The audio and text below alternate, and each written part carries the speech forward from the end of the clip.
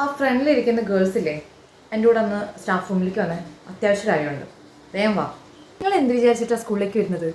ഈ ലിപ്സ്റ്റിക്കും വാരി കുത്തിയിട്ട് നിങ്ങൾ ആര് കാണിക്കാനേ വരുന്നത്? ഇവിടെ ചെക്കന്മാരെയോ?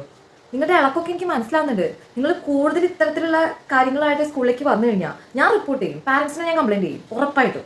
എന്തിൻ്റെ പ്രാക്ടീസാണ് നടക്കുന്നത്? തിരുവാതിരൻ്റെ അതോ ഫാഷൻ ഷോൻ്റെയോ? ഈ ഷോള് മാറ്റിയിട്ടുള്ള പ്രാക്ടീസ് ഒന്നും ഇവിടെ നടക്കില്ല. അങ്ങനെ ഇവിടെ ആരും പ്രാക്ടീസ് ചെയ്യും വേണ്ട. പോയി ഷോൾ ഇട്ടിട്ട് വന്നേ. വേഗം പോയി ഷോൾ ഇട്ടിട്ടോ.